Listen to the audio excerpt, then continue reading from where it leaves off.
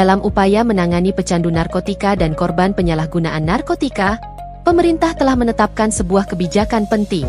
Peraturan bersama yang melibatkan Mahkamah Agung, Kementerian Hukum dan Hak Asasi Manusia, Kementerian Kesehatan, Kementerian Sosial, Kejaksaan Agung, Kepolisian Negara Republik Indonesia, dan Kepala Badan Narkotika Nasional menjadi landasan utama dalam pendekatan rehabilitasi bagi mereka yang terjerat dalam lingkaran gelap narkotika.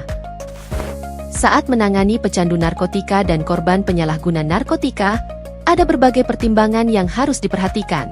Keputusan untuk merehabilitasi mereka bukan sekadar kebijakan, tetapi juga langkah yang mempertimbangkan banyak aspek, hukum, kesehatan, sosial, hingga dampaknya bagi masyarakat.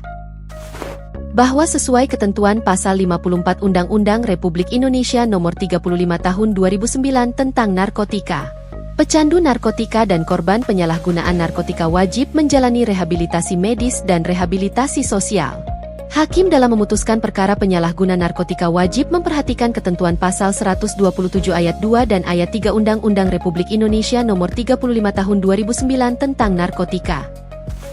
Jumlah pecandu narkotika dan korban penyalahguna narkotika sebagai tersangka, terdakwa atau narapidana dalam tindak pidana narkotika semakin meningkat serta upaya pengobatan atau perawatannya belum dilakukan secara optimal dan terpadu. Penjelasan dari Pasal 21 Ayat 4 huruf B Undang-Undang Republik Indonesia Nomor 8 Tahun 1981 tentang hukum acara pidana menyatakan bahwa tersangka atau terdakwa pecandu narkotika sejauh mungkin ditahan di tempat tertentu yang sekaligus merupakan tempat perawatan.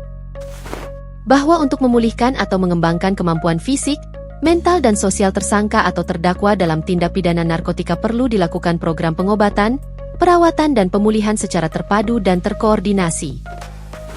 Tujuan dari peraturan bersama adalah untuk mewujudkan koordinasi dan kerjasama secara optimal penyelesaian permasalahan narkotika dalam rangka menurunkan jumlah pecandu narkotika dan korban penyalahgunaan narkotika, melalui program pengobatan atau perawatan dan pemulihan dalam penanganan pecandu narkotika dan korban penyalahgunaan narkotika sebagai tersangka, terdakwa atau narapidana dengan tetap melaksanakan pemberantasan peredaran gelap narkotika. Menjadi pedoman teknis dalam penanganan pecandu narkotika dan korban penyalahgunaan narkotika sebagai tersangka, terdakwa atau narapidana untuk menjalani rehabilitasi medis dan rehabilitasi sosial.